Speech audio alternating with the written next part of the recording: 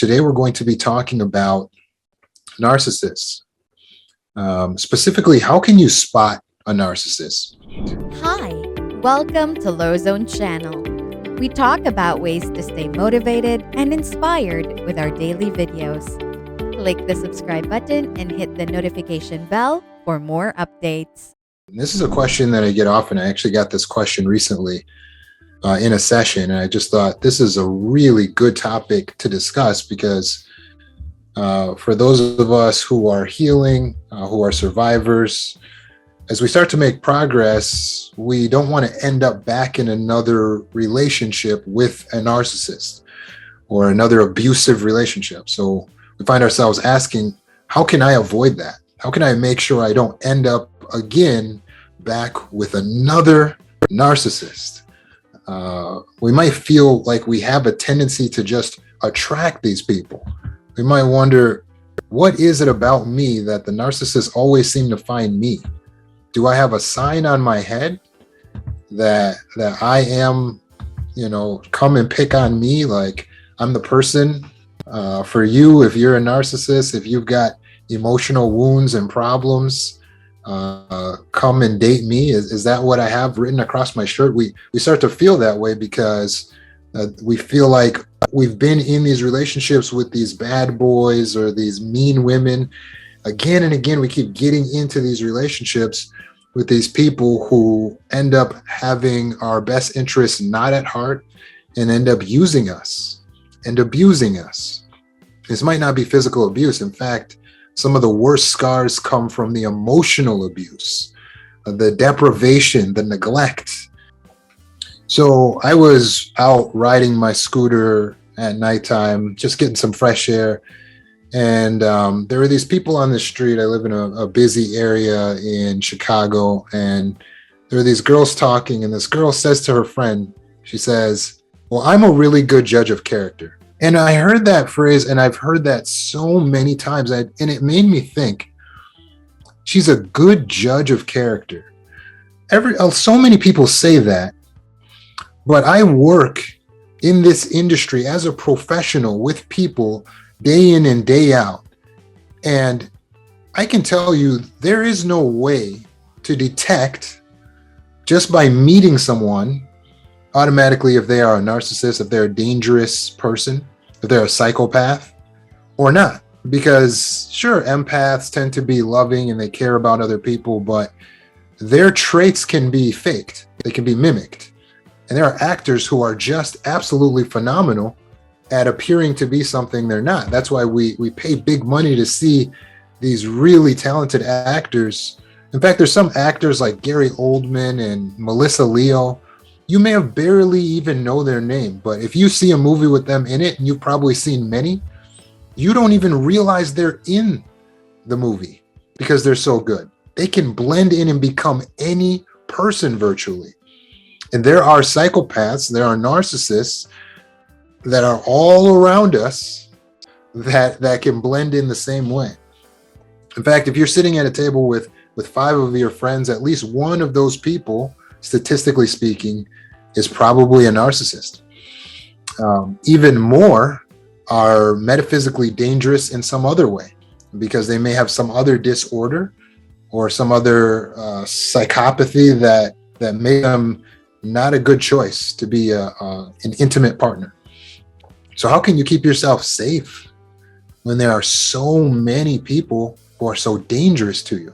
And knowing that many of these people have good acting skills, good blending in skills, how will you know?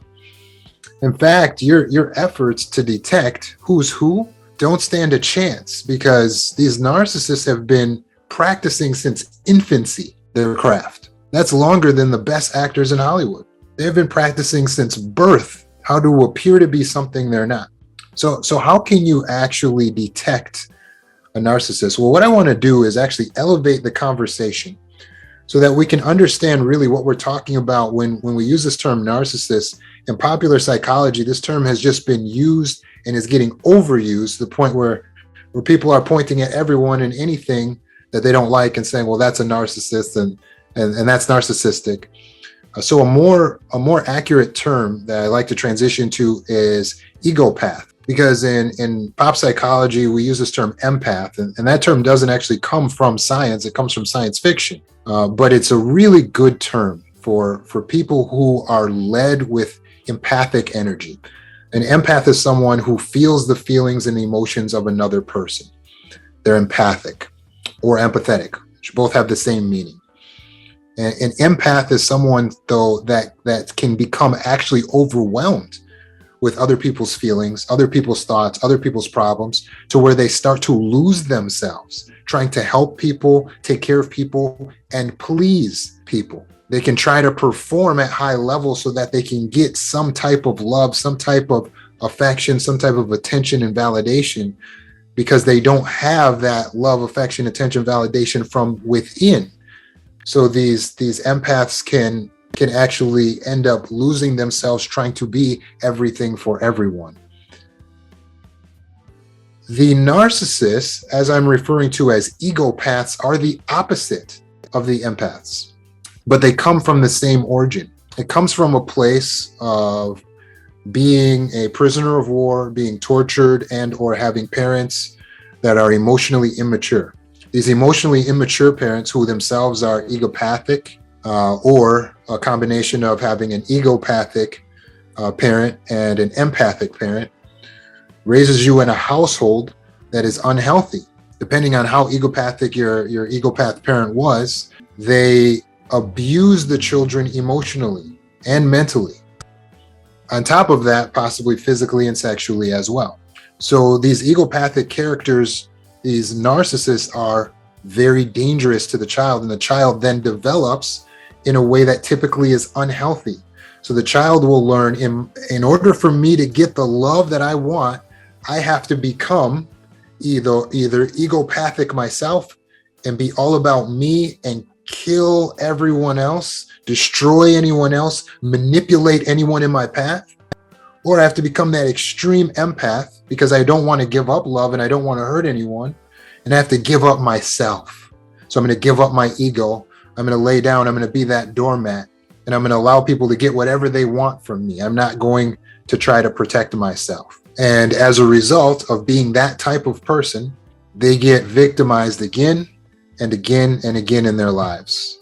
Most empaths have been in multiple toxic relationships with abusive narcissists. So I'm going to show you a chart if you're on Zoom here with me. For those who are just joining us, we're talking about how to spot a narcissist. And I'm using a term to describe narcissists that's a little bit more broad, which is egopath. So if you're on Zoom with me and you take a look at this chart here, at the top of the chart, I have egopath. And then at the bottom of the chart, I have empath. Okay. So what happens is there's a split in childhood when you are emotionally abused or emotionally neglected, or mentally abused and mentally neglected, and you have to figure out how to get your emotional needs met.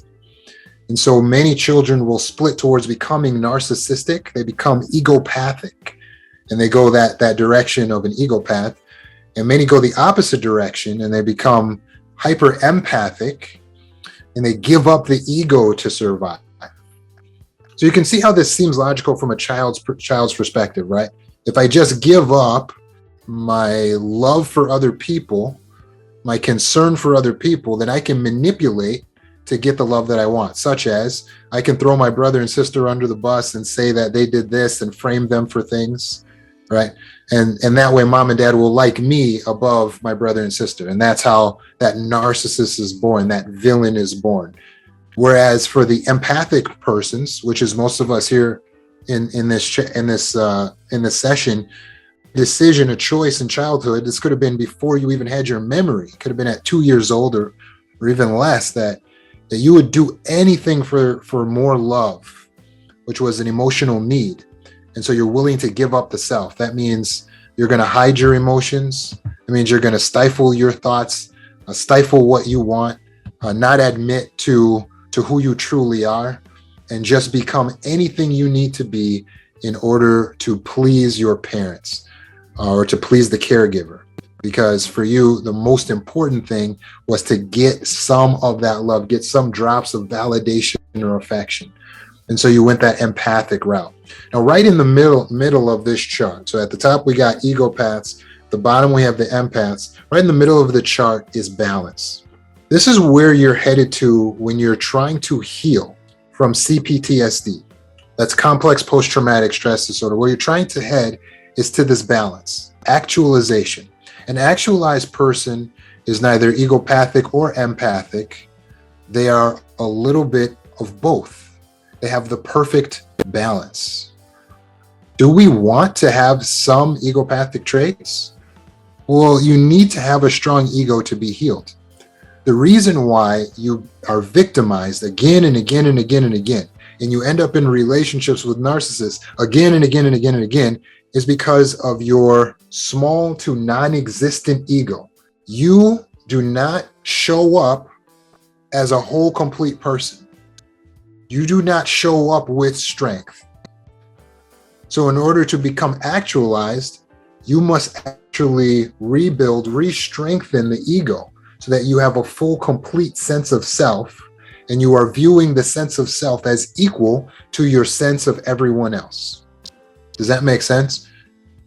Egopathic people are doing the opposite. They're viewing themselves as superior to everyone else, and or viewing everyone else as inferior to them. That's why they have the stories every day about how everyone at work was so stupid, or everyone is so mean to them, or everyone is terrible, or everyone doesn't do enough, and they do everything, and they are the best, and they are the smartest, and they are, right? Because they're always trying to boost up, elevate themselves, elevate their ego.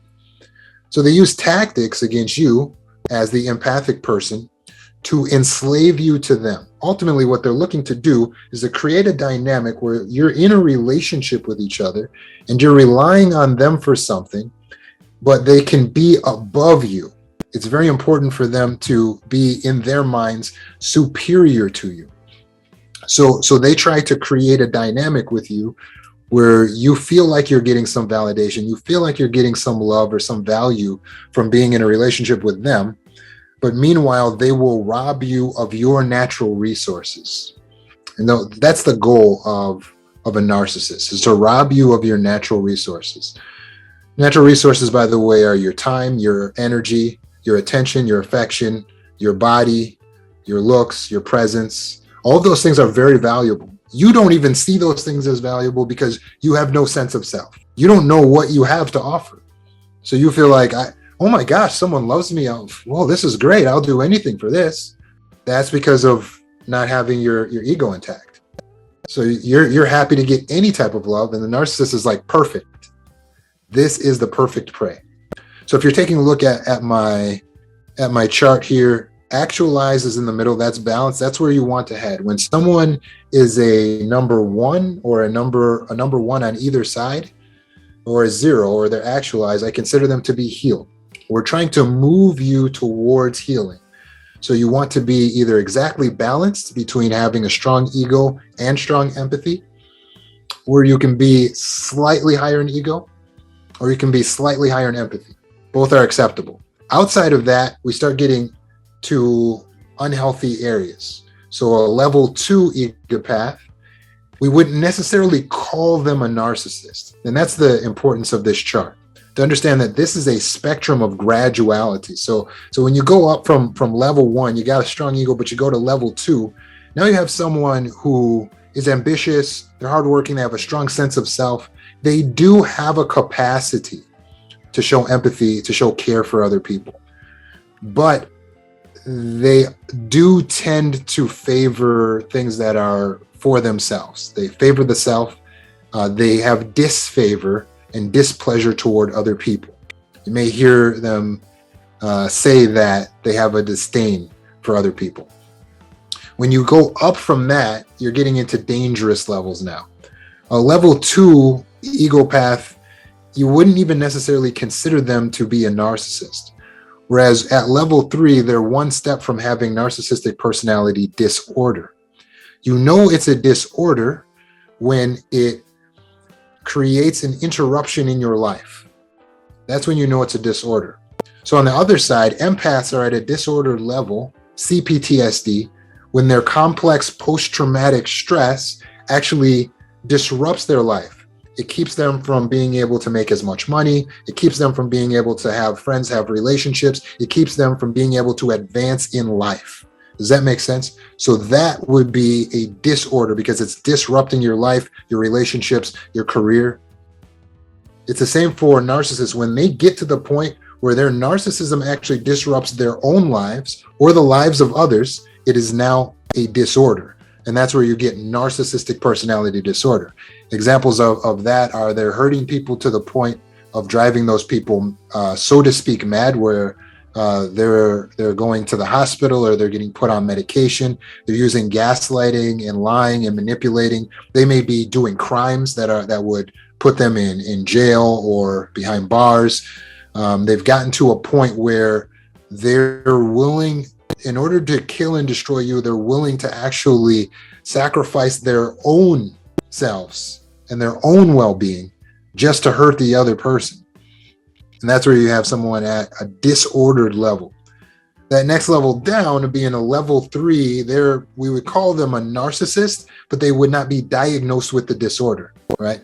So you're referring to them as a narcissist. I'm referring to them as a level 3 egopath. And a level 3 egopath, they're at dangerous levels. So they're willing to hurt you. They're willing to stomp on you. They're willing to use you. These people are your coworkers. They're at work. They're in your family. They are everywhere. They do not represent 1 in 5. They represent more than that. There are more than 1 in 5 level 3 egopathic people. They would represent something like 30% of the population is at like a level 3 or more. So I'm including level 4 narcissistic personality disorder people. And so you see the same thing goes with empathic people. It's in levels, it's in stages.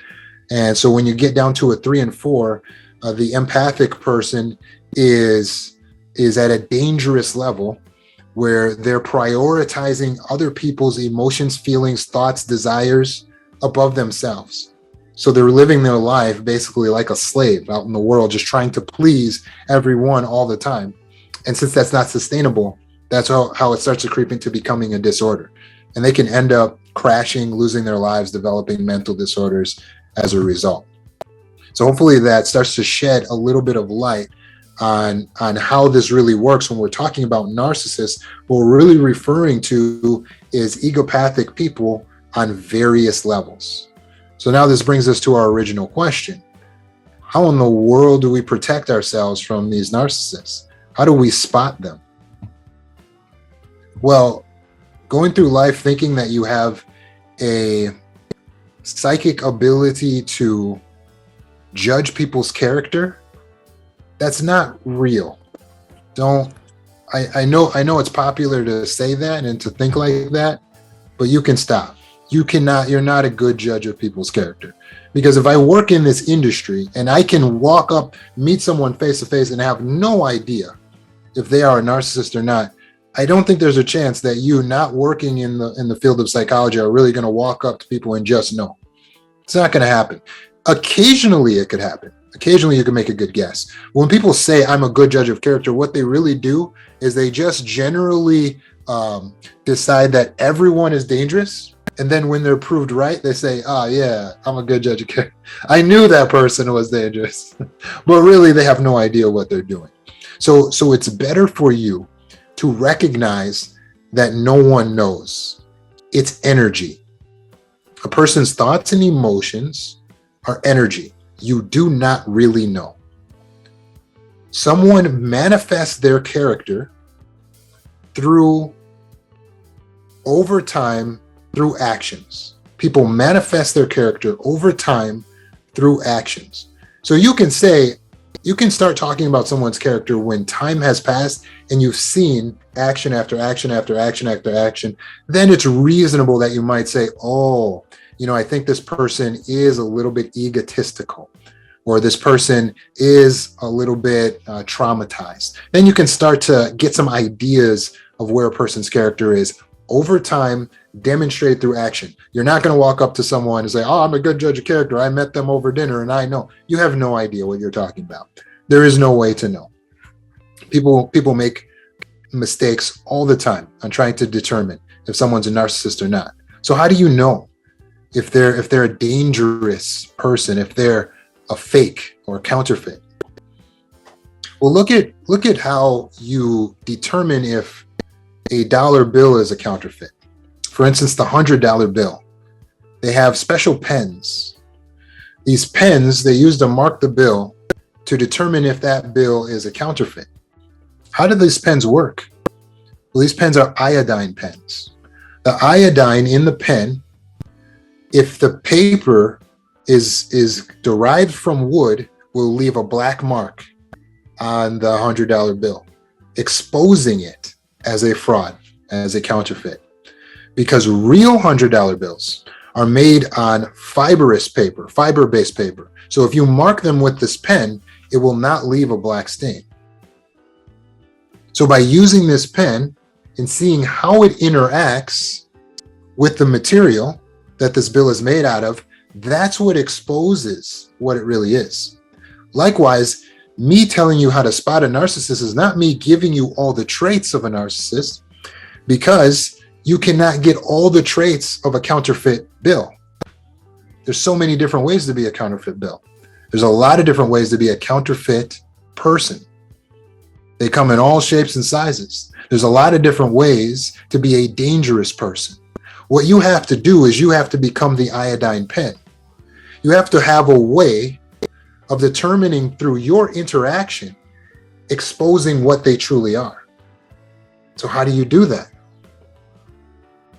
You will be able to expose if a narcissist or a person is dangerous, or if a person is a narcissist or an egopath, by setting firm boundaries and enforcing them, by being a boundaried person.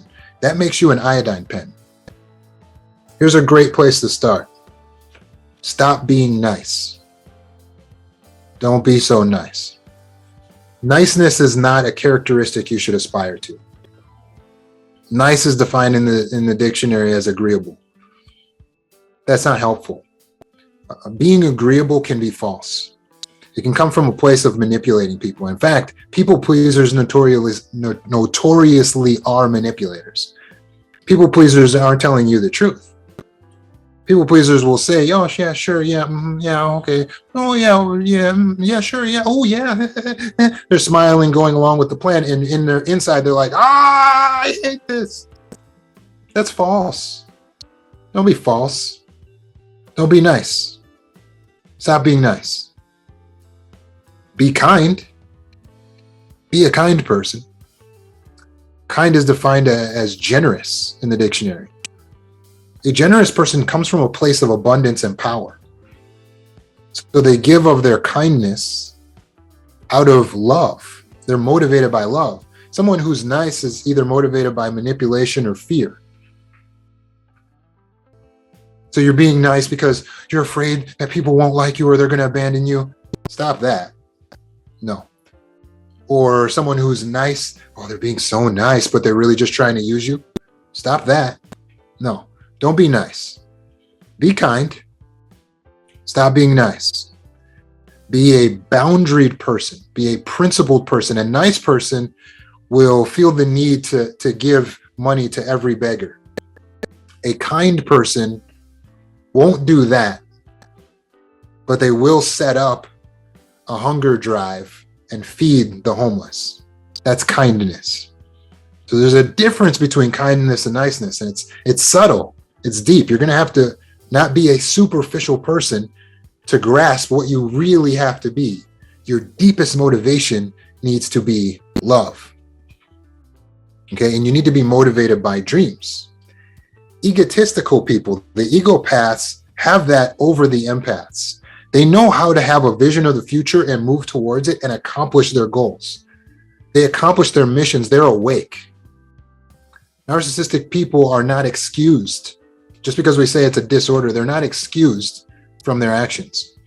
They're responsible for their actions because they're awake. They realize that they are using, manipulating people. They realize they're hurting people. They just don't care. They've sacrificed their empathy long ago, like when they were 3 or 4. They sacrificed it long ago. They don't care. Okay, so you don't need to feel sorry for these narcissists. Well, they have a disorder. Maybe I can help them. No, you can't. Only they can decide, hey, I would like to become a decent human being.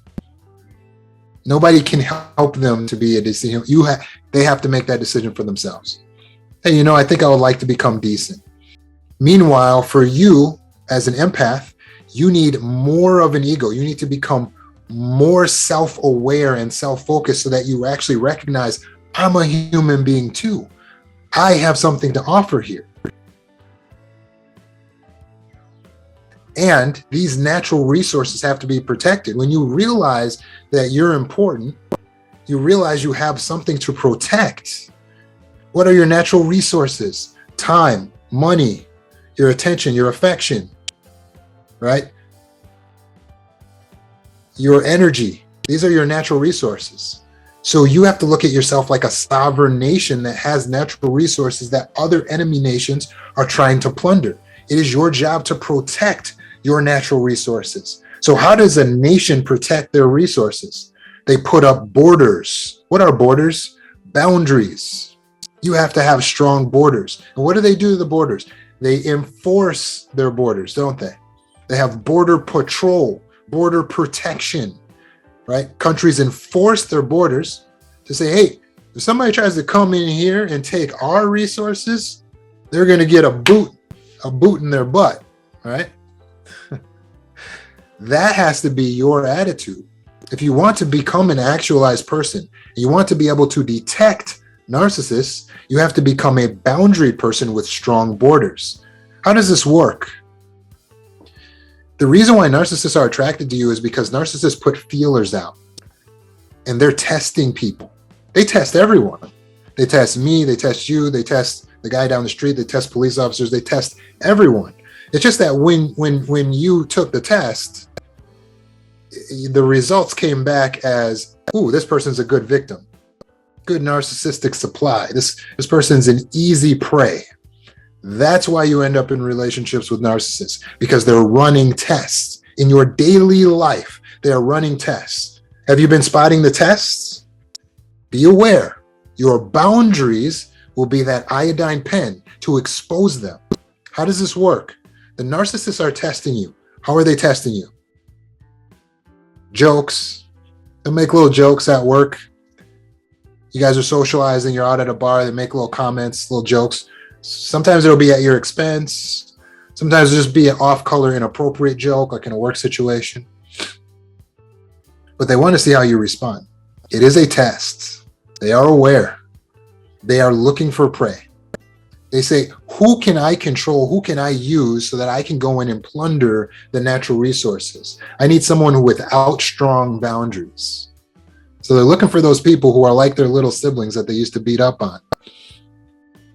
People that they can manipulate, that they can use. So they use tests. So little jokes will be one thing. The other thing they'll use is they'll ask favors. They'll just ask you for things. Hey, can you grab the such and such over there? Can you hand me the so-and-so? Can you go get the such and such? And it seems so innocent at first. But what happens is that when you respond being nice, oh, sure, yeah, oh, here you go. Or they make the joke and you're laughing. Ha, ha, ha, ha, ha, ha. They've detected you. That's how the narcissists are finding you. You're making yourself easy prey. That's how they find you. They can always pass the joke off or pass the favor off in the beginning. So that if you were to stand up to them, they're going to be like, oh, come on, man. I was just making a joke. It was just a joke. Or, oh, I just was asking. Jeez, man, you don't have to be so mean. And you know that socially, it would create awkwardness to say no and to set a boundary at these times. So you will comply and you go along with it. But you need to pay attention. They are running tests. The sooner you start saying no, the faster they'll be repelled out of your life and the safer you will be. Keeping yourself safe from narcissists does not entail that you stay in the house with the blinds closed and the doors locked. It's too extreme. You need to learn how to interact out in this world. So to do it, understand this is warfare. You're at war. Your nation has natural resources, and there are enemy bigger nations out there that want to come in. They want to try to plunder your resources. So you have to set boundaries, which means you have to say no. Boundaries are borders. They are rules. There are moments where you say, I don't want to give you my time. I don't want to let you use my car, my material resources. No, I'm not going to let you. I'm not going to laugh at that joke. It's the moment you stop them and say, no, I'm not going to give any more of my resources to you. That is how you stop the narcissist and spot the narcissist, because when they turn around and walk out of your life because you have boundaries, then you realize, holy smokes, that was a narcissist. The sooner you set the boundaries, the better. Don't wait until you're already married with 3 kids and then say, oh man, I need to set some boundaries. That happens to too many of us. That's when we realize, oh my gosh, I need to say no to this person. Well, boy, it's too late now. They've got all kinds of power in your life now. So please, this time, set the boundary early. When you're out and you're having dinner, you're having a beer, you're at work, and they asked you the first time, you said yes because you're just being nice, but you paid attention, you took note. So you're waiting to see if they do it again. Now they think they're running a test on you. You're running a test on them. Are they going to ask me again? Then the next time they ask you, you just say, do I work for you? Bam. There are 1,000 ways to say no. Is that what John wants us to do? Do I work for you? Are you my boss now? Not this time. I'm not really sure. Pausing, taking your time, awkwardly staring, just pronouncing the syllables N-O, saying, I'm not really sure right now, asking if you can think about it. There are 1,000 ways to say no. It's not about how you say no. It's just the fact that you put some resistance up. Because when they feel that you have border control, you have border protection, they go, I don't like this. And they scram, especially if it's early in the game. Sometimes they'll try to push your border. So you will have to enforce them. How do you enforce your boundaries? Well, you have to be willing to involve the authorities, because it might come down to that. What you should never do is be like, oh man, they pushed past my boundary. I tried to set it. Sorry, Roman, I tried to set the boundary, but they pushed past it. That's not enforcing boundaries. You have to set and enforce boundaries in order to spot and deter narcissists. Set and enforce boundaries. So when an egopathic person pushes past your boundary, you got to be willing to involve authorities, whether that's at work, at school, or in the community. Be willing to involve the authorities. You got to remove yourself from the situation. You got to leave. That's enforcing your boundaries. Hey, can you please not talk about my mom? They do it again. Pack up your stuff. Walk out. That's enforcing your boundaries. Or you tell your parents, hey, can you please not say anything negative about my husband? I don't appreciate that. They do it again. They push past your boundary. What do? Sit there? No. You have boundaries. When you set a rule, that's it. That's how your boundaries work. It's law. Because the rules, the boundaries are the outline of the ego. Now you're starting to have an ego. You're starting to understand the self. When you understand the self, you're healed. The rules that you create are the outline. They are the borderline of the self, the ego. You're saying, here's my line, mom and dad. Do not say anything bad about my girlfriend. They say something crazy, just pack up your stuff quietly, walk out. Don't answer their text, don't answer their call. They're going to realize, holy smokes, this boy's got a boundary. Is it that simple? Yes, it's that simple. Is that always easy? No, not always. But you have to enforce your boundaries. There's a story Johnny Depp tells about his narcissistic mother, and he says it's one of the best lessons that his mother ever taught him. And I want you to pay attention to this, because sons of narcissistic mothers get trained to be narcissists. I had a narcissistic mother. It's the same thing. She tries to teach me the principles of how to be narcissistic. But the advice that they give is helpful when you're naturally empathic. Possibly Johnny Depp is naturally an empathic person. I too was naturally empathic.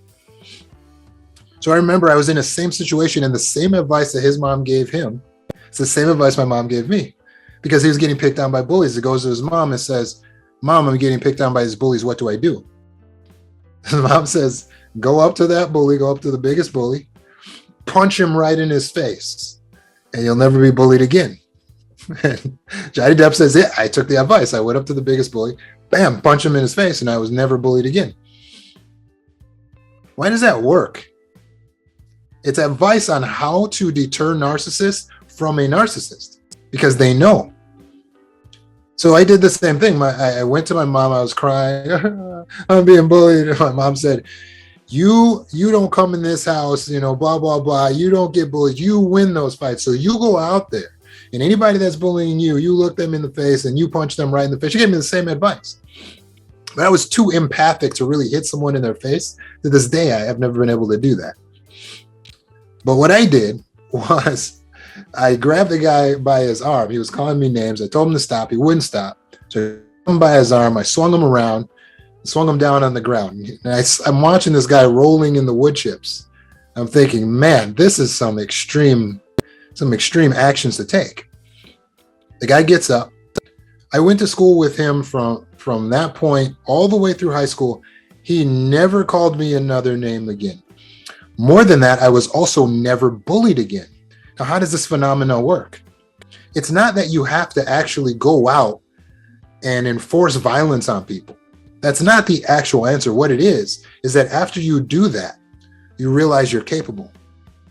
In the moment, mentally, you realize that you will enforce your boundaries. When you walk around dangerous, like, oh, they better not. When you have that better not mindset, people sense it. And it makes it easier for you to set the small boundaries, put those warnings out there. Excuse me, what did you just say? No, thank you. I won't be doing that today. You start setting those boundaries in your life, and that's why you never get bullied again. It's the lesson that we learned from how to go out there and enforce the boundary that stops us from falling into that same trap again. So now as we learn about narcissism, which is a little bit deeper than the playground bully situation, now we understand, no, it's not that you need to go out and purposely hurt someone. But what you need to do is understand that you're capable of setting an outline of the self. That's your boundaries, that's your borderline, and enforcing your borderline, enforcing your boundary. Know that you can. So I want you to meditate on a vision of you enforcing your boundary, whether that means walking away, contacting the authorities, or taking action if someone's actually attacking you, to strike out in defense, or to constantly resist if you're being assaulted. Picture yourself doing it now. Run the drill in your mind. By running that drill, you create a neural pathway. It makes you capable. Having that capability makes you confident. Having that confidence allows you to start setting smaller boundaries and enforcing them. And as a result, you won't need to spot the narcissist because you'll be repelling them. Hopefully this information was helpful to you. Hopefully you were taking notes. I will post this discussion here on my YouTube. If you're looking to heal from narcissistic abuse, childhood trauma, emotional neglect, CPTSD, or anything in that family, you go to my website where it says Learn from Roman, click there. There's an online course you can enroll in it and move right at your own pace and get yourself to healing. Also, set up sessions with me. I'll work with you on a weekly basis if necessary, help you get to healing. How long does it take? It's different for everyone. But many of my clients have healed within 12 to 14 weeks. They've gotten to a 0 self-actualization or at least a 1 on my chart. So I look forward to working with you. Thank you so much for being here. Love you all. We have 90 with us on TikTok, and we have 23 on Zoom. You guys have a good night. We hope you enjoyed this video. If you're new and you like this video, please subscribe and watch more. If you already know this channel, please keep watching our other videos. Thanks for visiting, and let us know your thoughts in the comment section below. As usual, see you next time.